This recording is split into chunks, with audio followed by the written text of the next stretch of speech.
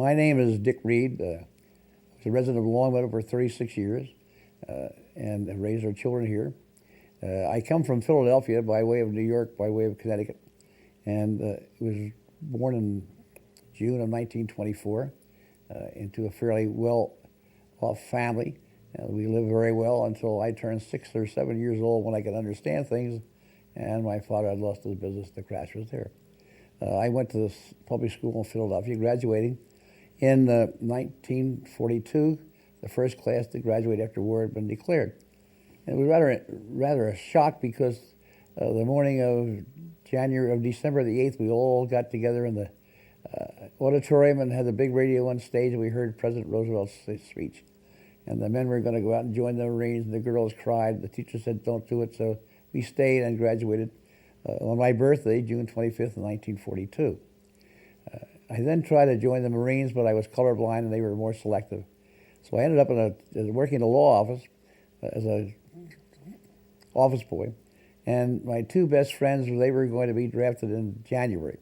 I finished working there in August of 1942 and went to a little college, Ursinus College in Collegeville, Pennsylvania, taking a course in history and political science.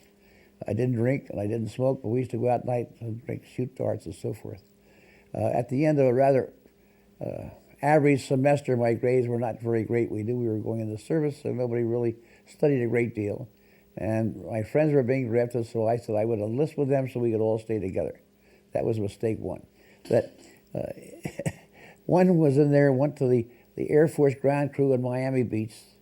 The other went to the military police in Baltimore. And I went to Mississippi in the infantry. They all got home more often than I did. They got out of the service before I did. I never saw them until I came home in '46. So going to the infantry in Mississippi is not what you would call a very cushy post. They had snakes, and they had chiggers, and they had black widow spiders and scorpions, and nothing but just woods. So we trained there from February of 1943 until probably November of 1943. And then we went down into Louisiana on maneuvers. We crossed the Sabine River, thunderstorm, and settled in Camp Maxey, Texas. I had applied for ASTP, which is the government's training program. Didn't pass that test. I had also applied for OCS. And I was 20 years old and had just transferred from a headquarters company to a battalion S2 section. And the first night there, that you're tapped by the first sergeant and you go in KP. And the next day you get through there about 10 o'clock, exhausted. And the next day I was called before my OCS board to get finalized this interview. So they said, "Soldier, who's your regimental commander?" Of course, I didn't know. "Who's your battalion commander? Who's your company commander? Who's your platoon leader?" And one sarcastic waiter said, "What do you know?" I said, "Well, I arrived here Tuesday. I was in KP all day yesterday, and all I know is the name of my sergeant and also the best sergeant." They thought this was hilarious. And I think that's why they passed me for OCS at Benning. I got there in June of 1944. And they called us 90-day or 120-day wonders, but most of us had been in the infantry prior to that time. And it was a very, very long course, drilling course. We had bayonet training, we had archery training, we had rifle training. We went on courses out in the field, and you just had to keep your nose clean, so to speak, to get through. So I graduated from OCS in the infantry, Fort Benning, in November of 1944. And went down to Fort McClellan, Alabama. And then the bulge hit, and they lost a lot of second lieutenant's infantry, which is probably the most, the easiest way to get yourself killed is to be that particular job specification. So we went overseas. We went down into New Jersey. I'll never forget, we had a group of men we were responsible for, and we got on the ferry boat going from Camp Kilmer over to the docks of New York to board our ship. And one kid came up and said, "Lieutenant, are we going to go across the ocean in this big boat?" I said, "Just wait till you see." And we pulled up beside the Ile-de-France, and you could look up there and see all these decks. It was a monstrous thing to see, and we finally got this kid aboard. We went on the Ile-de-France. Now, this is in January of 1945. The U-boat scare was no longer there, and we went unescorted from there to Gorick in Scotland. And we had the first contingent of Negro Waxu overseas. We had several thousand glider pilots, and then we had a lot of infantry. And the glider pilots had the nice, fuzzy, warm-collared Air Force jackets, and they also had shoulder holsters for their 45s. And every day that they would report that so many jackets have been stolen and so many 45s are missing, and with the party who took them, please return. They had half the infantry were equipped with these 45s. So we landed in Scotland, and we got on a train there, and we took off this train with shades drawn across Scotland down into Portsmouth on the Channel. And somehow they got us from there into groups, and we got on an English motor crossing the Channel. And we were on there trapped by fog for 2 or 3 days, and finally landed somewhere in France and got sorted out. I never could understand how they knew where we were going to go or what we were supposed to do without the use of computers. They had all these men, and orders were just had to be typed. Anyhow, we left there, 3 of us, and we went through some various stations, and we all 3 ended up as second lieutenants in L Company 301st Infantry in Zurich, Germany. And they had to wake the company commander to introduce us to him. He said hello, he went back to sleep, and the next night he called me in and said, Reid, I want you to go on a patrol into the enemy lines on top of this hill so we can attack the next morning. And hell, I didn't what to do. So I went to my platoon sergeant and I said, Sergeant, give me 4 men for a patrol. He said, Lieutenant, forget it. He said, Gallo, take the lieutenant up the hill and tell him to go where he says, and for God's sakes, bring him back. And so we went up this hill with this buck sergeant was taking me along. And we got inside the German lines, and somebody yelled, halt, and they fired their guns and said, let's get the hell out of here, and we went back down the hill. My first experience of combat. And so the next morning we attacked because I'd been there. My platoon was the lead platoon. And one of the men told me, I said, follow me, but don't get too close, or some heroic statement like that probably wasn't true. So crawled up this hill on my stomach, and the first wild German soldier I met was an older man who said, I was prisoner in the First World War, do you have any cigarettes? And so this was not the ferocious Germans that we're supposed to be. But we took the hill, and we got shelled and had quite a problem keeping it. But this real bridge controlled a crossroads in the town of Zurich, Germany, a little tiny town. And the 10th Armored used this road to go up north and capture the town up there, Trier, up on the Saar-Moselle. And so it was imperative, because they had all their tanks and trucks, that they did not have this road under fire. So we took the hill and held it. And they had an attack with mortars. And the thing about a mortar, you don't see it, you don't hear it, because it doesn't whirl, it just flies up. And the only time you know you've been hit is one lands beside you, as opposed to an artillery shell where you have the noise. And so a mortar went off near me, and I got some mortar shrapnel in my back, and I went down to the medics, and they gave me a shot of whiskey. They put me in for a Purple Heart and had a hot meal, and we went back up the line again. And things were going very well. We got attacked a few times. We beat them back and so forth. And on Saturday, my foot hurt, so I went down to have them check it out, and they said there's some shrapnel inside your arch, which we can't get out with a pair of tweezers. We've got to go back for an operation. We don't do it here at the battalion level. So they sent me back in a Jeep to this headquarters, to the hospital unit somewhere behind the lines. Now, a lot said about second lieutenants, not all of it's complimentary. And that I felt very, very conspicuous riding in the front seat of this Jeep, and up in the rack above me was a litter with an enlisted man strapped to the litter who had had half his shoulder shot away. And I said, my God, what am I doing here with my little sore foot? Anyhow, I got to the hospital, and that I was put into an enlisted man's ward, which is okay. And this is the time that penicillin was just beginning to be used. And half the ward took sulfa pills, and the other half of the ward got shots in the rear end with this penicillin. And I was on the side where we got the pills. I'd say, don't put it in this cheek, put it in this cheek is so sore. I jabbed every 4 hours getting their penicillin. And so it was a little bit of levee there. And as things were going on, and one of the other officers I'd gone up with, he came in wild-eyed. He was really a neurotic case. He'd gone crazy, and he said, they're terrible, they're coming into the hill, you've got to go back, they need you. It was awful. So I got it myself out of there and went on back to my platoon. And we've been moved around and so forth. And I then heard that this lieutenant, Lieutenant White, on his section of the defense line, he had pulled back without authority. So you can imagine you have a line of infantry dug in various ways, and one section pulls back out. You have very easy for the Germans to infiltrate there and have inflating fire down either side. And so he had done that, and the colonel said afterwards, if he hadn't been a really neurotic case, he would have court-martialed him on the spot, because you're just not supposed to do that. You die at the top, you never leave ahead of time. Well, so I went on back up, and that a bunker where we had used before I got wounded had been used by an artillery observer and a sergeant and another officer.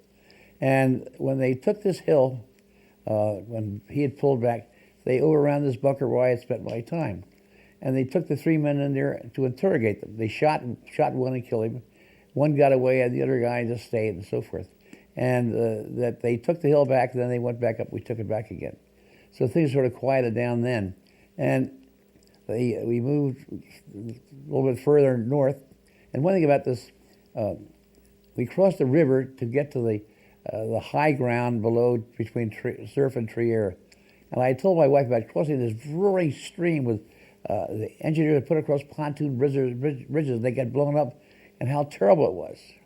And we were there in 1985, I guess, in the summertime, and you could walk across the street.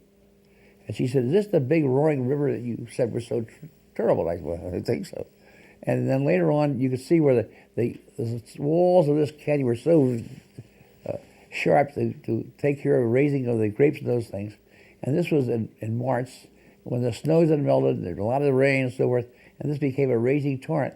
Gosh, know how deep it was, but this is what we had to cross, and which we did. Am I going too fast right there? Okay, all right. Well, so we're now in probably in early March of 1945, and we go up this hill, and there were some pillboxes still in operation. And when you attack a pillbox, that you get what they call a satchel charge, which is a rectangular canvas package filled with TNT. You hang that in the door of this pillbox, set it off, it's supposed to blow it up, which we did. And so we took this hill, and then the thing that happened to us is one of those glories that happens to any soldier in the infantry, that we found a champagne factory up on top of this hill. Nobody there. The place is full of champagne and wine and so forth, so we occupied it. And you've seen these cartoons where somebody puts a hole in a big cask or something and it speaks the smarts out. We did that. We thought we'd fill our helmets and drink this stuff. And I didn't like wine, so I had not too much. And all of a sudden, there's a siren. And in comes the division MPs. They have taken this place. It's now off limits to everybody because the officer from division on down want this. This is not for private to use. And so we moved on down, and I then had become battalion intelligence officer because I had been in that, had some of that training. And I would travel with the battalion commander. I was had arranged for patrols, analyzing prisoner of war contacts and so forth. And mine was intelligence gathering at the operational bases. And so we're up there, and we're getting on top of this hill, and we're behind a German religious thing.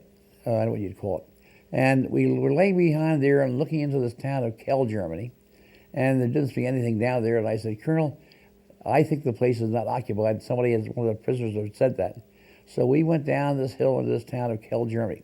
I had my interpreter, and he had his radio man. We just walked into the town, and nobody there. And we looked in the church, and in the cellar of the church was packed with all these Germans who were there, wondering what was going to happen to them. So I said to my interpreter, "Tell them just to be quiet, not do a thing, we'll take care of them." Then we went through the town, and the town was ours. So this is one case where our information was pretty good. And we were there, and I got a call from one of the companies on the fringe of our territory, and they said, "Lieutenant, we've captured a German artillery battalion. We got some big fat German officers here. We think you ought to get him." So I jumped on the Jeep, my driver. We drove down the road to where they were in this railroad station. And they said, "How the hell did you get down the road that's under fire?" Well, nobody fired at us. So we take this German officer in hand. He's a major. And the first thing he says, in very precise English, I said, "Well, you're going to take my goddamn watch." And I was insulted. I might have taken another watch. I said, "Why do you say that?" He said, "Well, I went to college in Cornell for engineering. And this watch has been in my family for a long time, so just shut up and keep your watch because I'm not going to take it." And I'm sure the next DI that saw him took the watch. And in any case, so we got him back, and we were moving on into various little towns, and it wasn't wild fighting, but it was some fighting. We might run into pockets of resistance. And we got behind the 4th Armored Division. And they would just take a road and they would run as fast as they could. And we would come up behind them. In case they hit some resistance, we would be there to clean it out. Let me take a little sip of water. My mouth's getting dry here. So we followed them. And every once in a while, we'd go around a pocket of Germans who wanted to fight. And my job was to go in and convince them that it was worthless, that surrender and the war would be over for them. I said yes. And on both sides of the road, streaming toward the back, would be columns of German prisoners of war. Prisoners. And we just tell them, keep on going to the rear. Some would have their guns, some would not. And all of a sudden, a Jeep would stop, and a guy would run down the hill because there was a German who had his Luger or had his P-38 pistol. Those are very prized things to get. So we went on through, and we followed up this 4th Infantry Division into the town of where IG Farben had their headquarters. And it was Ludwigshafen. And what amazed me as we were going into town, we saw tinsel on the ground. No Christmas tree in sight. And what in the hell is tinsel on the ground here? And we're in the last part of March. Well, we found out later. But the word came out that because of this thing, Ludwigshafen, where IG Farben was, there were probably gas tanks, poisonous gas tanks, and we better have our gas masks. Now, we hadn't seen a gas mask in a couple of months. They brought them up forward. They had rotten oranges in them or a bottle of wine. Nobody could have any gas masks, so we just went into town. And we were there for a while, and then we were transferred back into the 15th Army. We left the 3rd Army and went to the 15th, and back up into the Saar Moselle, into the Saar section of Germany, along the Rhine River. We had you had Duisburg, and you had Essen, and Garmisch-Partenkirchen, and all these things, and the big industrial guts of Germany were there. And so we were just along the west bank of the Rhine, making sure that Germans were still there, sending across the patrol every night across the Rhine to try and get some information. There were only 2 places to land, and so the patrols would go out and they get shot up, and somebody get captured, and they come back. And it was my responsibility to send these people out on their mission. And so we did have an L-5 plane available to our scout, the patrol leader, to see about landing places. But he was too big, too heavy. So I took a spot in the plane, and I was surprised we didn't have parachutes, which you didn't have, of course. So we'd fly up and down the river from one end to the other in front of us to see where they might land. And there were only 2 spots, and they'd been the same 2 spots every time. So we said to higher headquarters, we can't do this, we're losing men. Can we just do something else to prove that they're still there? Sure. So our guys would be out in the middle of the river, and they yell obscenities at the Germans and beat the thing and fire guns and and they get a couple of rifle shots. That means they're still there. Patrols accomplished what it was supposed to. And it was a lot happier because. So anyhow, I'm there one day, and looking across the Rhine, on the east bank, there are some fellows with a white flag. And so I said to the CEO of K Company, shall we go across and take a look? He said, why not? So we got a couple of boats, and we rowed across to the east bank of the Rhine. I had a man with me, I had 2 perhaps. And these fellows, there were a couple of officers, and they want to give up. Their war's over, and they're surrendering. So this CEO of Company K said, I'll take them back for interrogation, and you see what you can find. So we went down the road. We got a lot of kids began to follow us, and we're down there, and all of a sudden coming toward us, in a cloud of dust, are about 6 or 7 6x6 trucks. And this is something quartermaster laundry company, and they're trying to find out where some unit is because they're there to do their laundry. And I said, buddy, we haven't even taken this part of the place. You mean we're in enemy territory? I said, yes. They turned these trucks around, and they went down the road a mile a minute to get out of it. And so we saw this, and that we came back, took some more people back with us, and there was no evidence of any troops being there. So that's like, well, they decided we should go back that night and be sure they hadn't infiltrated back into the town. And this story, I don't want you to tell anybody else. Just forget about it. We had the patrol leader and 6 men, and I went along because I was the S2, and I'd been there that day before. And we went into Duisburg. We're going through this bombed-out town. on both sides of rubble piled probably 6 or 7 feet high. And all of a sudden we hear this thing, Hansi Ho, which in German means hands up. We can't see anybody. And this guy said, the war's almost over and you get us captured. So we stood there with our hands in the air. Then we hear a voice behind us say, what's going on up there? We turn around. And the last man in the patrol is the guy who got hands up. Now, he's seen 7 cowards in front of me. So we finally told him what. We got through our patrol. We took him back and we transferred him out that evening so he wouldn't be able to spread this story too far. And so that's why all was being captured and that we did feel rather foolish. So we were there for a while. Well, I can tell you, not being a tactical man at that time, that we could tell by the quality of the soldiers we were running into. They had what they called Volkstrom, older people. Some younger, I didn't say younger, but a lot of old men. Like the first man I met had been the First World War. And you could tell that we didn't get any wild artillery fights with the enemy. We didn't have a lot of that thing going on. We had troops are surrendering very easily. And we could tell then it was winding itself down. And of course, a terrible time to be captured. But what date was this? This is probably, I'm trying to think, this is probably late March or early April. And we were in the town of I can't think of the name of the town we were in. We were in the town of Solingen, which is a very big steel center, and the town of Wuppertal. And this Wuppertal, they were the first ones to have an elevated cable cars going around over the canal that surrounded the town. And Solingen, that was a steel center, and we were there partially in occupation.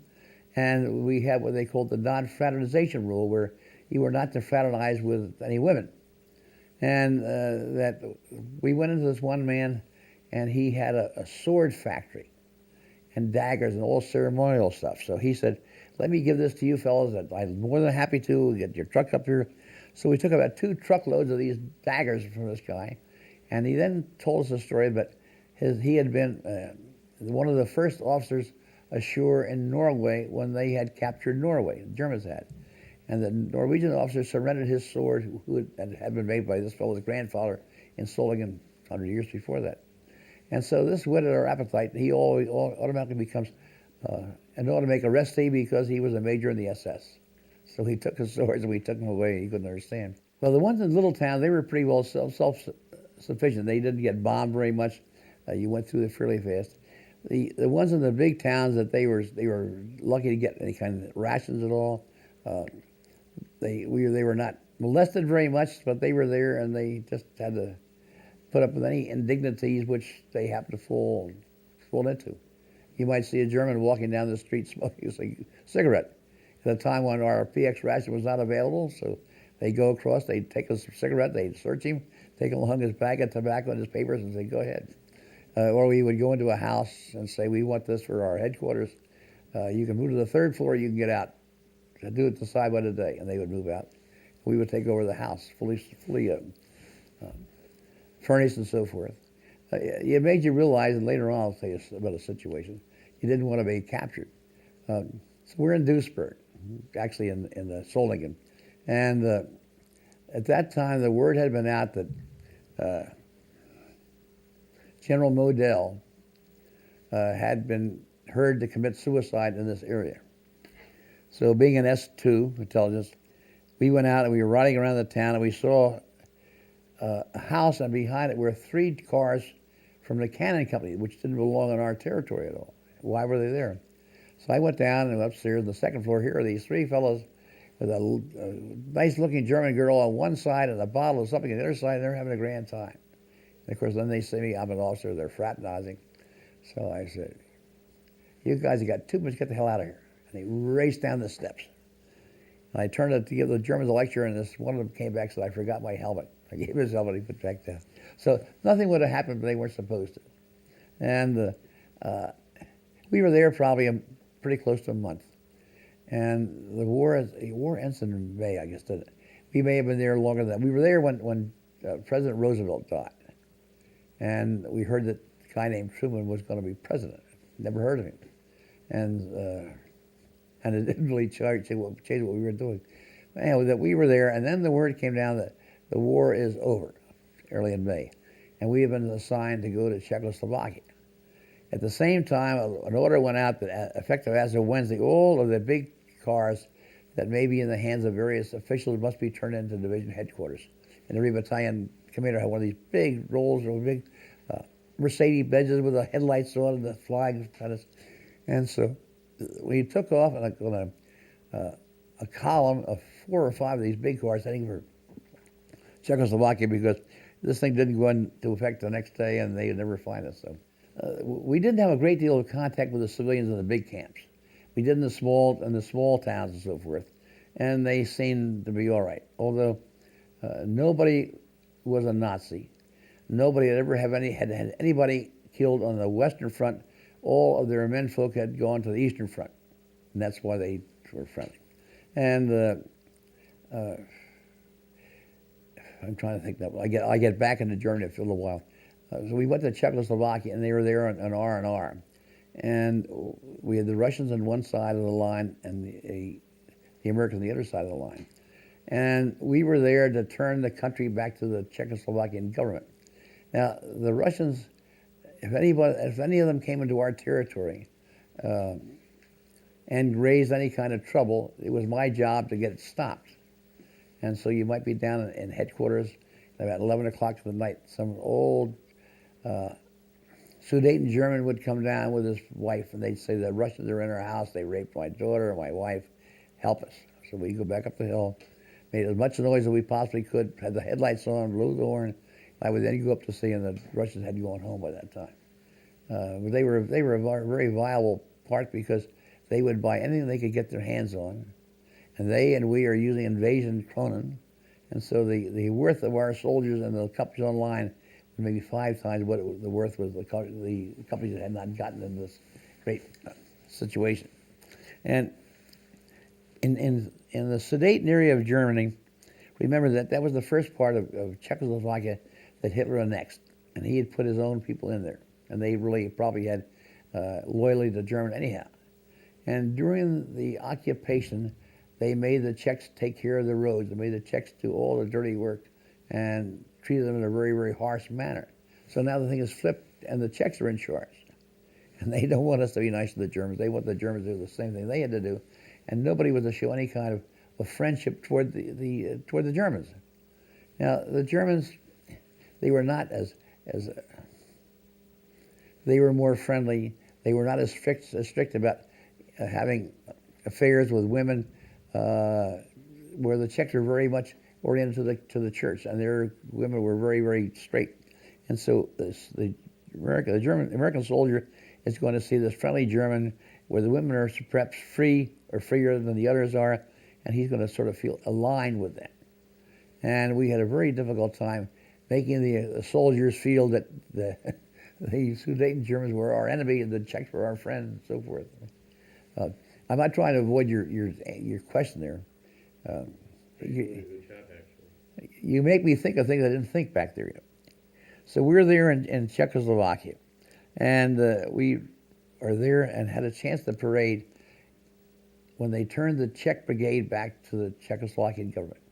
And in this parade we had the colonel, and then I was on the staff, and the troops, and women would run out and say, please come home tonight, we speak English, and throw you flowers, and it was a great and wondrous reception we got. And we were there for the parade. We got right in our trucks, went right back across the line into our part of the Czechoslovakia. And they did have a football game they played between 2 American teams. Some guy might run 75 yards, you wouldn't hear a sound. The band would get out at halftime, make a right turn, they go wild. They love the music of the game. So we were there, and we finally got to there where they sent us on back down into Bavaria, where the division was going to get ready to return to the States. And I was at a low number of points, having only arrived there in January. And so we processed them to go home. We were in a lovely town called Prien, on the Kempsey, lovely situation, big hotels and so forth. And that one of my jobs one day was to be sure that all the barracks bags and the duffel bags out of this car got to the right people. And I waited and waited, and nobody came. And finally, down the road, casually coming along with a cigarette, is this sergeant who has come down to have the barracks bags in the proper spots. So I get out your ass, Sergeant. What do you think we're running here? Get down. And the guy looks at me and says, Dick Reid, Alfie. I'd walked to school with this guy for, for 5 or 6 years. And so I took him out that night. We entered, but I got back home a few months later, and the guy said, "You ran into Alfie. He says you were a son of a bitch." Certainly we did not have the attitude that the people had in the Pacific, where they saw a lot more brutality. And we knew very little about the camps. We did have one town where we understood that they had killed 23 or 30 civilian internees and had buried them out in the woods somewhere. So we made all the Nazi party members in town go out there and dig those bodies up, come back and put a big grave right in front of the town hall where they would be reburied, and we made every body in town who was anyway affiliated to the Nazi party come by and see these people who were there dead in the grave. And that was the only thing we saw of any atrocities. I was sure there may have been there, but we didn't really hear that much about it for some reason.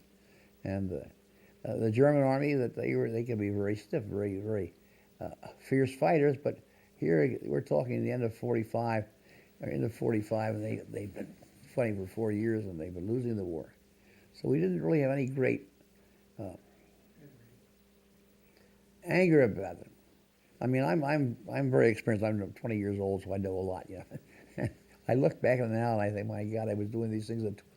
Well, we might be following, say, the 4th Armored Division. And they would go down this major road and they would go past. They didn't stop for any little pockets of resistance. They would just bypass them. And we would come up after them. It would be our job to get these fellows to go back. And so they would be surrounded in an area. And I would go with an interpreter and explain to them what the situation was, where we stood in the war. We're almost to the Rhine. They can't possibly get away. And to save everybody a lot of trouble, why not just surrender and we'll head them on back. And we would say the officers can keep their sidearms, which they couldn't have for very long. And so they would usually realize that any fighting was futile. These were not the SS. These were not the elite troops. These were just German infantry operators. And so we could convince them to go on toward the rear. And we were in one town, and that we had so many German soldiers as POWs, we decided anybody under the rank of major we wouldn't take in, unless they were SS or one of those types. And so these fellows would kiss their wife goodbye. They'd come into this office building. We'd process them, they'd come back in a week, and they'd go out the back door, and off they'd go. And so that you had no place to put them. And so the only thing you were looking for were those who were automatic arrestees. Somebody who might have been a mayor of a town. Somebody might have been county health officer. Somebody in the political end of it. And if they were there, you wanted them to go into a concentration camp or a reholding camp. We had one of those, and that we had a camp full of SS, and we had a camp full of civilians who were high-ranking political type figures, the county medical officer, the county something else, and they were in a separate camp area, and that around the SS camp, we had watchtowers, and these were being manned by Polish displaced persons, and they were told what to do. And let's say the lights out were at 9 o'clock. If any light came on after 9, these guys would open up with a machine gun. And so they were very good at being in guard of these people, because nothing frightened the German soldiers, even the SS, more than having to put up with Polish displaced persons on the back end of a 50 caliber or 30 caliber machine gun. And we would go in there for a day. If I was the officer of the day, I would have to go through without arms, of course. I had a German shepherd that had befriended me. And we would walk through the camp, and the German would open up a nice avenue and say, "Schöne Hund." They look at my German shepherd dog. And we never had any problem with them at all.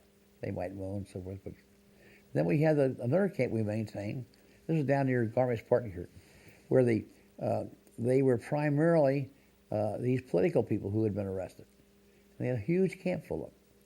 And that we had 2 problems there. One time, a man was talking to his wife. He was standing between 2 barracks, and she was outside the wire. They couldn't see him, they could see her. And the guard told her to move on, and she did. And so he fired a warning shot with his .45 pistol and hit her in the head and killed her. I mean, Nobody could hit a wall that far away, but it just happened. And I was the officer on the court martial, and it was decided he met the frightened not to kill her, but he still had to serve 3 months of kitchen duty and loss of pay for 3 months and so forth. From this camp, people would go out on detail. A busy mind, he's a happy soul, I guess. And so they were in charge of a PhD in philosophy at the University of Munich. So this group would walk out and they'd work and they'd come back in. And as officer of the day, I'd say, stop. They were out of step, send them back 50 yards and have them try it again. Surely it'd be nasty. And and we might make them do that once or twice. And then they get in their camps and their compounds, they get plenty of eat. The next morning you have a report. How many in the hospital? How many and so forth. And if they didn't jive, you'd tell this poor PhD in philosophy, can't you count? How can you be so stupid? And you think of how people must have felt and how degrading it must be. Better than being captured by the Japanese, but they were these indignities. That during a wartime, things had to be done on the home front, which called for organization and discipline and so forth. So everybody seemed to have some kind of a rank. There was Zellenleiter, was like a ward leader, and various levels. And if they had to be sure that any displaced persons were arrested, any factory workers were taken care of, that there was no hoarding of any kinds of food and so forth. So these are the political people would do in town. And if you wanted something done, that you would have them do it. Now, we would go into a section of a city and say, go to the ward leader. We want to name everybody in this place who is a member of the party, Nazi party. We don't have any. So I said, here's my interpreter. His name is Frankie Werner, and he's Jewish. And if you don't have a list for us tomorrow morning, he's going to kill you. We'll come back tomorrow morning. So you come back the next morning, you have sheet after sheet after sheet, all the names, all the ranks. And that we didn't do a great deal with it, but at least we had it. And so our contacts there certainly weren't threatening at all. In the big cities, I know that we were in this one town of Solingen, and some of the fellows in our cannon company had gotten a hold of a police lieutenant, or police sergeant in the German police. And their words had that he had personally gone and shot 2 or 3 downed airmen who had been captured. And so they were interrogating him as to what had happened. Now, as S2, I was invited to go to this place. And they brought this man in, and they asked him a question, he wouldn't answer, so they hit him in the stomach. And looking at it today, this certainly was not a bad thing to do, but in those days he wasn't getting hit. He may have killed these people. And the net result was after about a half an hour of interrogation, he had admitted nothing, and so we took him back and put him back in the jail. And that's the only case I ever recall of seeing any downright killing or harassing captives. I just didn't see it. Now, our outfit, remember, had only been fighting there since December on up to April. And some of the people who had been on the line for many, many months might not feel that way about it. And certainly those in the Pacific wouldn't feel that way about it. We didn't love them. We also didn't have a blinding hate for them because we had never been exposed to what they might have done. The only time I recall where we encountered SS was in this town of Zerf, where we took the hill and all that kind of thing. And they were 10th SS Mountain Division, and they were top-notch fighters. And that we couldn't get prisoners. And so I would say, get me a prisoner, and if you don't like him, you can give him back to them the next day. But I got to have some information. And these were very, very tenacious, and they held on, and they could also take ground. They were not without heart, though. In this road to Trier, that the German troops broke the highway. And anybody coming down from Trier that was wounded, they would take off, and if he walking, would they keep? If he was couldn't walk and badly, they leave him on the ambulance and tell him to go ahead.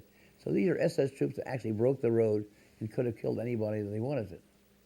There are many cases in Europe, or rather in Germany and in France, about what they did, the Malmedy massacres and so forth. But we saw very little of that because of the tail end of the war.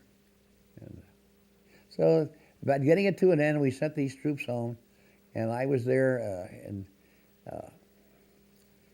in Preen, and I get reassigned to the Constabulary Signal Corps, training men in a radio operation up in Ansbach. And I had put in for regular Army commission. I went down to Augsburg to finish it off, and was there in Augsburg when I heard word that I was put back in my headquarters that I had emergency leave. So I went back there and left the next day for the States. And once I got home and finally got to go back to college, I stayed and didn't go back to the service. And so it's a pile, an awful lot of stuff at the age of 20 or 21. And you think how much more we saw than the average 20 or 21-year-old today. The decision we did, and we didn't do too many wrong, I guess. But it was not a very threatening situation where we were. There were times, but not very many times, and it was just a matter of mopping up and going ahead, and here we are. And here I am.